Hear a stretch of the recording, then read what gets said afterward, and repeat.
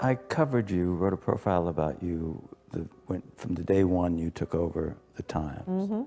And Yeah, in the, Ken came with me on my first day of work as executive editor. and she didn't We took offer a you memorable, breakfast. we took a memorable subway ride together.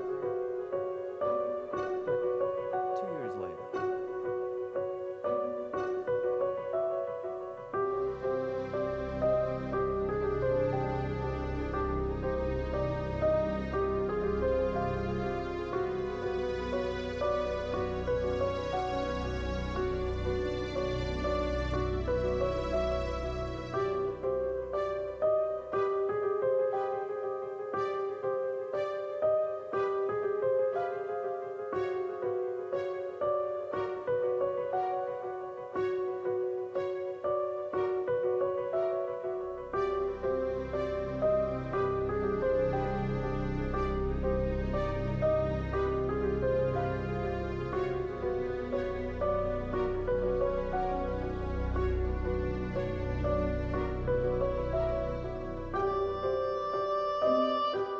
I think you call it a culture of silence. people who know or should have known that someone is doing actually criminal acts and keep silent. And that's a broad group of people sometimes. It's a very broad group of people.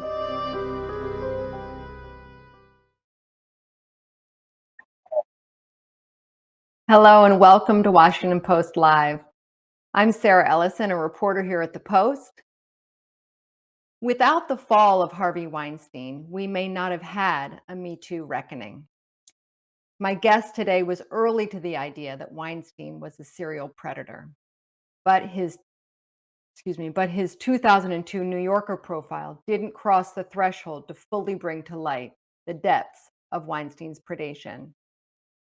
I am pleased today to be joined by Ken Auletta, whose new book, Hollywood Ending: Harvey Weinstein and the Culture of Silence, goes back to the beginning of Weinstein's story to help us understand the making of the now infamous former producer. Welcome, Ken. Thank you for joining us. Thanks, Sarah. I want to start off by asking you a simple question, which is that if you had to pick one word to describe Weinstein, what would it be?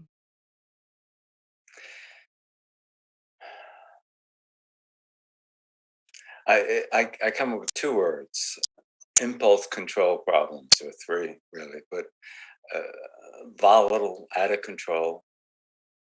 Are certainly words that volatile would be a word, a single word. I mean, you say in the book that that self-control he was a man of little self-control. And you go on to describe that in such detail. When did you first sniff out that that was part of his personality and also that paved the way for him to assert his power over other people? Well, when I profiled him in 2002, it was apparent to me. The portrait I portrayed, I painted of Harvey back in 2002, was of a volatile, out of control man who couldn't control his appetite, couldn't control his temper, couldn't control. I mean, if he got a pack of cigarettes, he would rip off the top because he didn't have the patience to pick out a single cigarette or take the cellophane off the wrapper.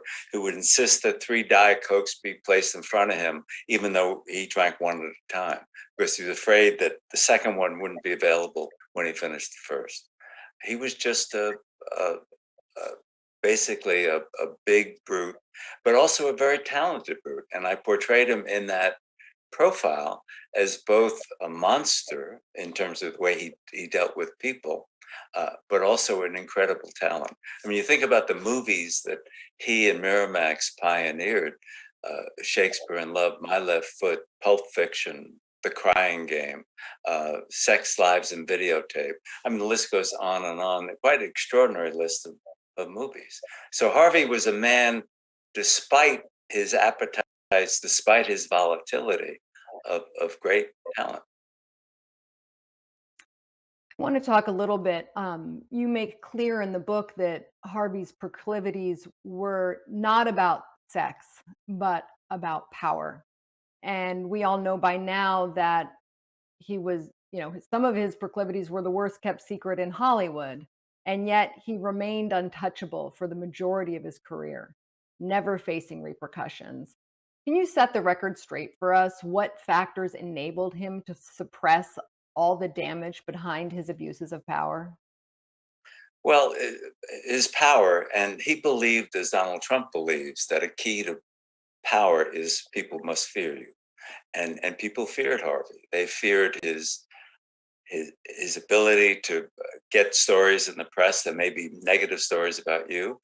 They feared his money, that he would challenge you in court and you couldn't afford to go up against him. They feared that it would keep you out of roles in movies that you may have wanted. They feared how he might harm you, and and um, and that was very real. And he knew that, and he used that power to scare people and keep them quiet.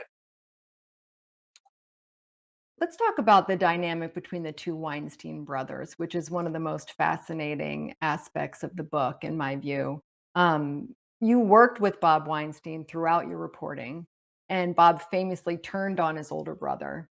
As you write, he's on the record for saying that there is no real human being there, referring to Harvey. Talk to us about their fallout and what it illustrates in the macro sense about Harvey's fall from grace. Well, here, Bob and Harvey shared a bedroom in Flushing, Queens growing up. Bob was his equal co-partner at Miramax and at the Weinstein Company. They were best friends. Bob was the best man at Harvey's first wedding, though interestingly not at his second wedding in this century, earlier in the century. But Bob constantly was frustrated that Harvey um, was too much of a narcissist, that he was out promoting himself and not promoting the movies, that his attention was being diverted by Talk Books and Talk Magazine and the fashion business and buying Halsted and all these other companies that were not central to the movie business. And frustrated that Harvey was out of control in his spending. I mean, he was making movies for much more money than he was supposed to be making them for, and he was spending money on private planes and picking up meals for people and buying his second wife Georgina Chapman's, her fashion dresses for people he wanted to invest in his company. So Bob, as a businessman, was growing increasingly frustrated by his brother's behavior, and yet he felt that Harvey was central to the success of the company. So he didn't want to act against his brother, and he kept on hoping. It was like a bad marriage. He kept on hoping that the marriage would get better tomorrow, but it didn't get better. And in the end, Bob voted with the board, and his vote was critical to remove Harvey and basically fire Harvey from the Weinstein Company. I'd like for you to talk about the revelations you made in your reporting about their mother, whom you call Mama Portnoy, Miriam Weinstein. You said that Harvey and Bob appear to have been raised by wolves. Bob confirmed some of these characterizations by revealing stories of their childhood to you. How did the vestiges of their mother's temperament set Harvey up for his brash and sort of grotesque behavior that he's known for? Miriam was a very dominant person in the house. Max, the father, was a diamond cutter. He'd often come home late. Miriam would have dinner with the two boys alone, usually. She yelled so frequently, "Harvey, you're too fat. Harvey, why are you doing that? Harvey, shut up. Don't do this." Yelled so much that the friends, Harvey's friends, they played poker every weekend. But the friends refused to play poker at the Weinstein house. Why? Because they said Miriam yelled too much. It was too uncomfortable. And Harvey was the one to call her Mama Portnoy. Yet he was devoted to her as Bob was devoted to her. Yet when I asked Bob once in the book, I said, "Bob, what do you see of your father, Max, and Harvey?" And without hesitation, Bob said, "I don't see Max in Harvey. I see my mother in Harvey." And the mother, that yelling that she did was very much a reflection of how the Miramax offices were run. Harvey and his brother Bob were constantly yelling at people in those days and abusing people verbally. And that was very much a reflection of Miriam. But you can't blame Miriam for his sexual behavior. You can blame her for yelling and for Harvey allowing Harvey to think that yelling was normal. And what separated Harvey from Bob's personality and prevented Bob from taking advantage of his own power? Well, Bob was a difficult person initially, as was Harvey running, and people were afraid of Bob. But Bob was a better human being than Harvey. And Bob was an alcoholic at one point who went through therapy, Alcoholics Anonymous, and righted his ship and basically became a very reflective, looking at yourself, accepting responsibility for your bad behavior, kind of a person. And his brother, he discovered, was not. I tell a story of they go to lunch one day with David Boies, their attorney, and he coaxed David Boies to speak to Harvey about how proud David Boies was for the success he had had, a farm boy growing up and becoming the successful lawyer that he was. And he hoped that David talking about that would allow Harvey maybe to look inside himself and take some pride and smell the roses a little more. And David Boies talked about how proud he was of his life and how his parents would be so proud of the success he had. And at the end of the story, Bob had tears rolling down his cheeks. And Harvey looked at David Boies and at Bob and said, "Why are you telling me that? What's this all about?" He couldn't relate. And one of the ways I ended the book with a quote from Bob talking about his brother, talking about Harvey, saying, one of the things I learned about my brother, there's no human being there. There's not a person who has the ability to look inside himself, to acknowledge mistakes, to say reflectively, I want to be a better person. You write about Harvey's insecurities about his weight growing up. And I wonder, was he compensating for that? Does that play at all into the way he acted later in life? Well, there's no question that he was very self-conscious about his weight. And there's an anecdote in the book, which I borrow from Jodi Cantor and Meg Toohey of the Times, who wrote it in their book. Harvey assaulted this attractive model at the Cannes Film Festival in the south of France. And she raced into the bathroom and closed the door, locked the door, and started screaming at Harvey, who cowered outside the door outside. Finally, she came out and went to the front door to exit the hotel suite. And he said to her as she's exiting, "You don't like me because I'm fat." Clearly, he was very self-conscious about his weight and about his looks.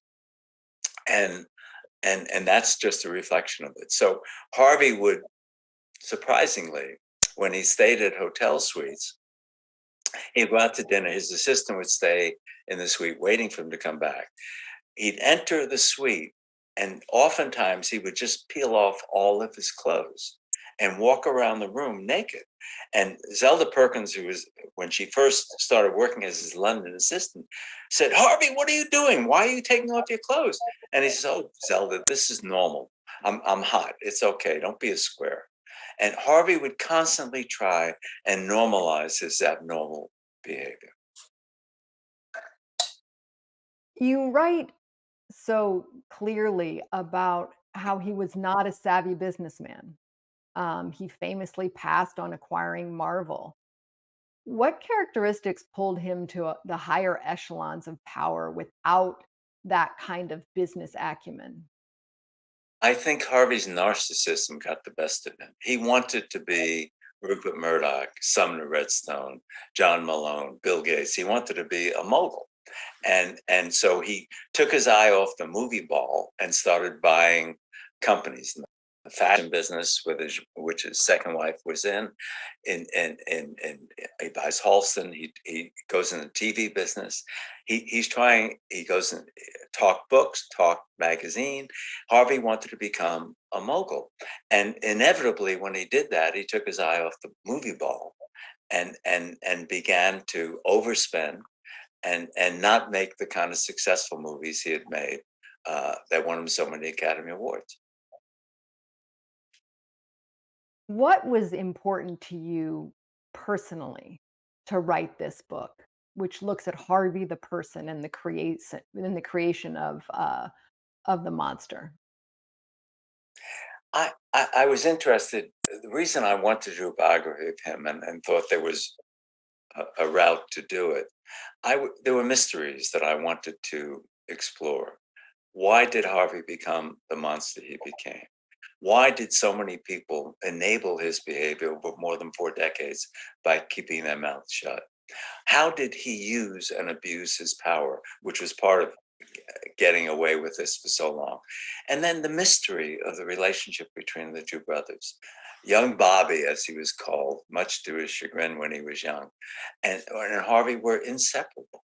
And yet, in the end, Harvey sucker punched his brother Bob, breaking his nose. And in the end, as I mentioned earlier, Bob provides the pivotal vote to fire Harvey.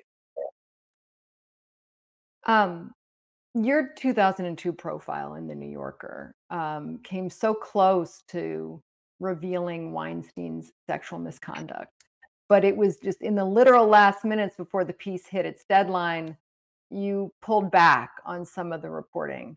Um, Take us back to that moment and what it was like to pull the plug on that element of your piece.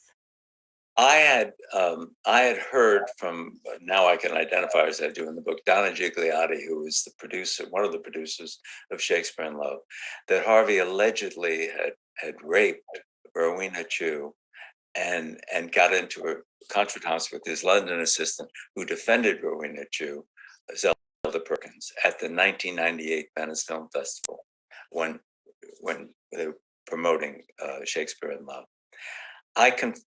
But I couldn't get the woman to speak. I couldn't find Rowena. She was somewhere in Asia. I tracked down Zelda Perkins to Guatemala, where she was raising horses, and she refused to speak to me and hung up the phone. And I knew they had signed non-disclosure agreements and been paid, I was told, almost $500,000 between the two of them to keep quiet. I confronted Harvey in my final interview with him, and it was just the two of us in a conference room. And I said, Harvey, tell me about what you did with Rowena Chu and Zelda Perkins at the 1998 Venice Film Festival. Harvey stood up, stood over me, clenched his fists. He's standing, I'm seated. His fists are clenched, his lip is trembling. And he says, if you write that, it will destroy my marriage and destroy the lives of my 3 teenage daughters. With him standing up and me sitting, I said, I'm an easy prey for a sucker punch. So I stood up and faced him face to face. The moment I stood up, Harvey did something really surprising. He started to cry. And I don't mean a tear trickling down his cheek. I mean bawling, crying out loud. It'll destroy my marriage, et cetera, et cetera. But I was convinced he did it, but I had his denial, and I had no evidence from women on the record saying, in fact, he was guilty of that. But then he's worried that we're going to run it in the New Yorker. He calls up David Remnick, the editor, and asks if he can have a summit meeting with me and Remnick. He comes to the meeting, and I came up with a strategy that maybe I could get this story out without getting the women to talk to me. If I find out how we paid the almost $500,000, did Disney, his parent company, pay? Did Miramax, his company, pay? And if either one was true, someone is probably going to jail. And I got my story. I don't need the woman to confirm anything if the company paid for the non-disclosure agreements.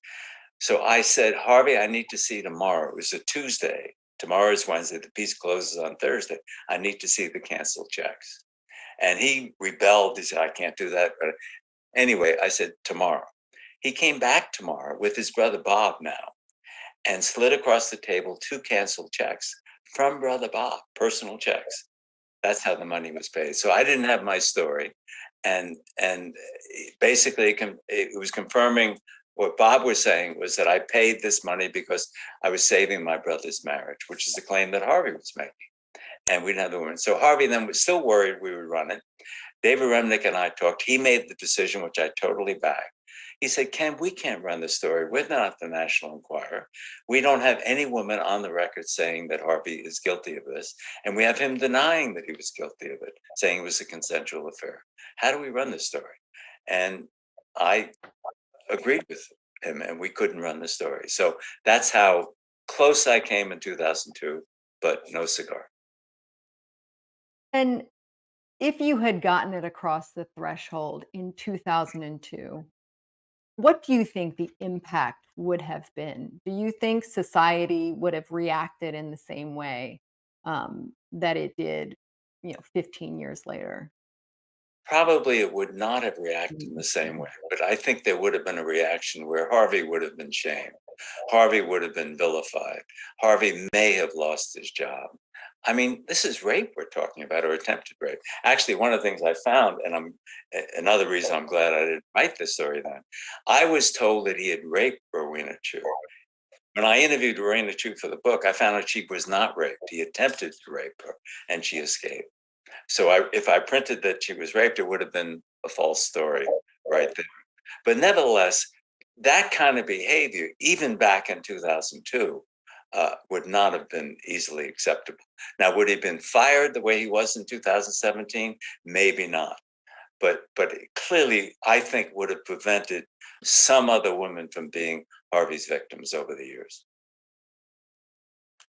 So let's fast forward to the Me Too moment. What was your personal reaction to learning of Ronan Farrow's reporting and watching the media storm after? I was thrilled. I thought this beast has been exposed. I was not competing with Ronan Farrow or the two New York Times reporters. I was off doing a book on something else. So I had no competitive juices flowing here. I mean, I just had a thrill that these three reporters, Ronan and the two Times reporters, had cracked the case and figured out a way to make women comfortable enough, which I couldn't do in 2002. And other reporters, a couple of others reporters had tried over the years, couldn't get women to feel comfortable. One of the things they successfully did, which was quite brilliant, they got women to come together in groups. So they weren't a solitary figure saying, Harvey did this to me. Harvey did this to us. And it made them comfortable. And that's an extraordinary talent. So when people say to me, well, the times had changed, the Times reporters wouldn't have had the story, Ronan wouldn't have had the story if the Times hadn't changed, I think that's baloney. I think they made the Times change, and they got women to talk, and they deserve the credit for that. And how much of the writing of the book was catharsis for you, having been on this story one way or another since 2002? Catharsis is not the word that springs to my mind. I think pain was the word that comes to my mind. I'm writing a book about a guy who I think is a monster. And yet I also have to have the discipline to be able to describe his whole life. And his whole life is not a stick figure, a monster figure. He made some amazing movies. He did some amazing things. He was very philanthropic. He was actually a pretty good father, despite being a lousy husband. And so in a biography, you have to tell the whole life. And sometimes it was a struggle because this was not a man I liked and a man I respected. And yet he's a human being, and his life is not just one little side. And I'm not writing a prosecution brief. I'm writing about a person. And sometimes it was a struggle to do that because I really didn't like him. And I'm really glad I'm done with Harvey Weinstein now. But I had a chore to perform and to write a biography of an entire person. And do you have any, what's your feeling? Is it remorse? Is it regret? Is it something else for, you know, having these instances of abuse that happened to women after your story ran in 2002? Well, I have remorse, regret that I and other people were not able to expose them and maybe prevent that behavior. I have no regret or remorse for not writing the story as I knew it in 2002. I think that David Remnick made the right decision, which I approved. And at the time, we didn't have the goods. And we're journalists. We have to be able to prove things, not assert things. And it would have just been an assertion had I run the story at the time. On the other hand, if I was able to prove it at the time, I have no doubt that it could have prevented some women from being raped by Harvey Weinstein. And in your view, what about society has changed between 2002 and 2017 and today? Well, just think about it, Sarah. You have in 2016, Bill Cosby is indicted and brought to trial. Roger Ailes, in the summer of 2016, is fired for sexual misbehavior at Fox News. In the spring of 2017, eight months or so before Harvey is exposed, Bill O'Reilly is exposed and fired from Fox News for abusing women. So things were changing, clearly were changing. And that's, a positive thing. But I still go back to the point I tried to make before, which is that despite the cultural changes in our society, the growth of feminism, Harvey, the work that those three reporters did in getting women to speak out and expose Harvey, which triggered the Me Too movement, and which also triggered the downfall of so many men who abuse women, who came out in case of Matt Lauer, Les Moonves, Mario Batali, the list goes on and on. We have an audience question here. Lisa from Texas asks, should those around Weinstein who enabled him be brought to justice? Well, the question is how do you, what's the crime they committed is a question a lawyer would ask. If they claim they didn't know, and I claim, well, they should have known. Should have known is not did know. And so it's not clear. I mean, I don't know how you bring them to justice, except what you do is you shame them. You say, why didn't you speak out? And people should be embarrassed, that those who knew. And in the book, I described some of those who did know, who should be shamed and embarrassed by it. And then the question of the people who knew he was cheating on his wife, but claimed they didn't know he was sexually assaulting women. And maybe many of them, I'm sure, are telling the truth in that. But is that because they didn't want to know? And should they not have known? Should they not have poked and asked more questions? And were they selfish by not doing it, preserving themselves? And had they poked into this more, might they have prevented what hopefully I could have in 2002, Harvey's behavior and molestation of women? Talk to us, as you do in the book, about a few of those people who either were trying not to know or went from denial to complicity. Who else is on that list of people who didn't want to know and looked the other way? Well, I mean, there are people who suspected or knew, and I quote Mark Gill, for instance, who was the president of Miramax at one point, and he said to me in the book, he said, any attractive woman who worked for me, I would not allow them to meet alone with Harvey Weinstein. Now, why? I mean, what did he suspect would happen? Clearly, he knew something. Amy Israel, other people I quote, saying the same thing as Mark did. They wanted to protect their employees. Well, is there a point at which you blow the whistle, and so you're protecting more than your employees? And that's one of the questions. But many of these are good people. They're not criminals. But do I believe that many more people should have come forward? And then there are people, Barbara Schneeweiss, who's a name that kept popping up in the trial, which I attended every day. I mean, she was basically dealing with the people Harvey was having affairs with in many cases, and trying to keep them on the reservation and not getting angry, pretending that they could have roles in movies when the roles were already given to some other actors. And that her complicity, enabling complicity, is clear throughout the trial. Steve Hutensky, who was Harvey's business affairs representative, who was a person who went over to try and deal with Zelda Perkins and Rowena Chu in 1998 in the Venice Film Festival. his name is on the non-disclosure agreement, which I published in the book. If you want anything from the Weinstein Company, if you want a reference, go to Steve Hutensky. His name is mentioned twice in those NDAs. And I confronted him. He claims I was not the lawyer, but he was his business affairs guy, and he was in every meeting. Ken, I wish we could go on more, but I'm afraid we have to leave it there. We are out of time. Journalist and author Ken Auletta, thank you so much for joining us. Thank you, Sarah. And thanks to all of you for joining us as well. To keep up with the rest of our programming, please visit WashingtonPostLive.com to determine the rest of the programming that we have coming up and register for future events. I'm Sarah Ellison. Thank you for joining us.